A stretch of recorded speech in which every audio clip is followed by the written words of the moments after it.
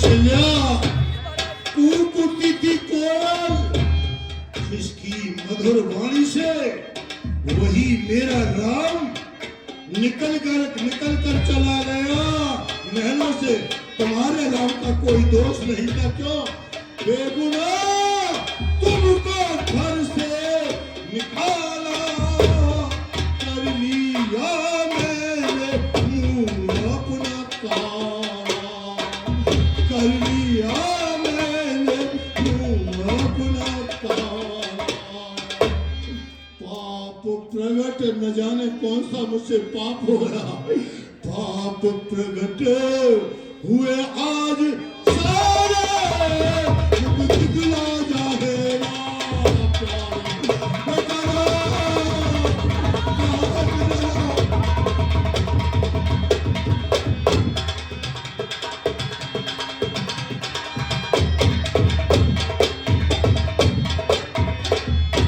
और कौशल्या, ये तो कुछ दिन पहले की बात है कि बेटी सीता ने भगवा वाला यानी वलकल वस्त्र, गेरुआ वस्त्र पहन लिए। और जब मैं महलों में गया तो मुझे देखते ही दौड़ लगाती हुई गई। वहां अनेक मिट्टी के चीते थे, उन्हें देखकर सीता कंपाएं मान हो गई। मैंने उसी समय उन चीतों को उठवा कर वहां से ढुकवा दिया। बेटी सीता जनक की दुलारी फिरती होगी कहाँ मारी मारी, फिरती होगी कहाँ मारी मारी। आज मेरी बेटी सीता को सचमुच वही चीते दिखाई देंगे जो चीते कष्ट तूने मेरी बेटी सीता तू बन के लिए चली गई, कष्ट तूने ये क्यों कर उठाए, दिखला जाएगा।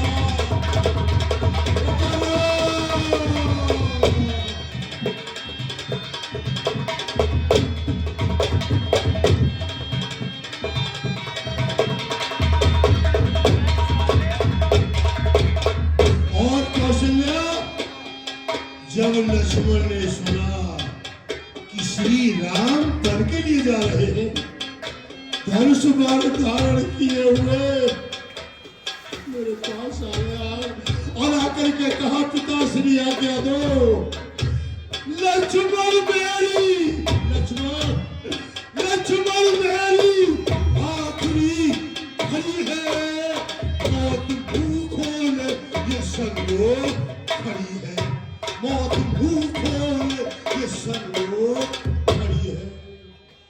आजा आजा लक्ष्मण, आजा आजा तू नैनो के तारे, दिखला जाएगा।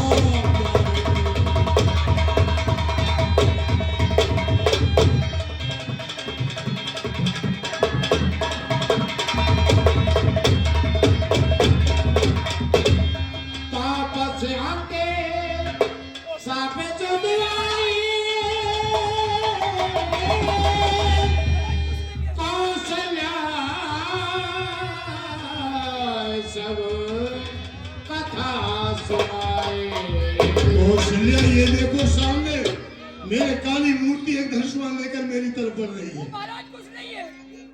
सच कहा है। कौशल्या कह रही है महाराज मुझे कुछ नहीं दिखाई दे रहा और मुझे दिखाई दे रहा है। मनुष्य जैसा जो कर्म करता है अंत समय उसके सामने वो तस्वीर आती है। जो मुझे दिखाई दे रहा है और कौशल्या को दिखाई नहीं दे रहा। कौशल्या, मैं एक निर्दोष बालक की हत्या का दोषी हूं। मनुष्य अपने दुष्कर्म को छुपाता है, परंतु अंतिम समय जो मुझे याद आ रहा है, मैं एक निर्दोष बालक की एक हत्या का दोषी हूं। सितम तो यह है कि कोई मेरी खाल खींचे, कोई मेरे ये बाल छीने, जंभूर बन बनकर कोई निशाना मारे मुझ में शिकारी वर बनकर। क्यों? कि मैं एक निर्दोष बालक की हत्या का दोषी हूं। आज वही दुष्कर्म मुझे सजा दे रहा है, जिसका राज जहां सूर्य उदय होता अस्त होता, जहां की पृथ्वी मेरे अधिकार में, परंतु आज इतनी बड़ी पीड़ा ये दुष्कर्म मुझे दे रहा है। मैं तो बताता हूं क्या है वो। ज्ञानावती स्वांते, उनके कोई संतान नहीं थी, उन्होंने भगवान का तप किया, भगवान प्रकट हो गए, भगवान से कहा प्रभु हमें पुत्र दो। भगवान ने विचार किया कि तुम्हारे 7 जन्म पुत्र नहीं है, फिर तप किया, भगवान फिर प्रकट हो गए। अच्छा, जब तुम तप कर रहे हो तो नेत्र ज्योति से तुम अपने पुत्र को नहीं देख सकते हो, जन्म लेते ही तुम दोनों अंधे हो जाओगे। यदि तुम्हें यह स्वीकार है तो हम तुम्हें वरदान देते हैं। ज्ञानावती स्वांते ने कहा कि स्वांते ने कहा प्रिय सुनो, जिसके पुत्र नहीं होता है उसे पुत्र नरक में जाना पड़ता है, पुत्र नरक में जाना पड़ता। पुत्र नरक भी एक नरक होता है, उस पुत्र नरक द्वार को कौन जाने से उठता है? पुत्र, यदि बेटा हो। हाँ प्रभु हमें पुत्र दीजिए। शुभ समय आने पर पुत्र का जन्म हुआ। जन्म क्या हुआ? उसका नाम श्रवण कुमार हुआ। समर्थ हुआ। समर्थ होने के पश्चात माता पिता से पूछने लगा, माता पिता मुझे बताओ कि मेरे नेत्रों में ज्योति, तुम्हारे नेत्रों की ज्योति अभी जाती रही है या सदैव से पहले से ही नहीं? ज्ञानावती स्वांते ने पुत्र के लिए कुछ नहीं बताया और कहा कि जाओ दशरथ के दरबार में, वहां गुरु वशिष्ठ बैठते हैं, वो हमारे सब कुछ जानते हैं, वही बताएंगे। श्रवण कुमार अपने माता पिता के चरण छूकर दरबार में आया और दरबार में मैंने बहुत भव्य स्वागत किया। आओ आओ श्रवण, किस लिए आए हो? आकर के कहा गुरुदेव मेरे माता पिता सदैव से अंध है। गुरुदेव से कहा, गुरुदेव ने कहा कि जब तुम्हारा जन्म हुआ जब ही तुम्हारे माता पिता अंधे हो गए। श्रवण कुमार ने कहा कि मेरे माता पिता के नेत्रों में ज्योति आ सकती है? नहीं आ सकती। हाँ आ सकती है, समस्त संसार की नदियों में यदि स्नान कराओ। उसी समय मैंने कहा मैं तुम्हारे साथ बहुत बड़े फौज भेजूंगा और रथ भेजूंगा, उसमें बैठा कर संसार की यात्रा कराओ। मां श्रवण कुमार ने कहा नहीं, मैं माता पिता का इतना बड़ा ऋणी हूं कि मेरे कारण और ये माता पिता मेरे अंदर है। मैं संसार को दिखा दूंगा कि माता पिता की भक्ति क्या होती है।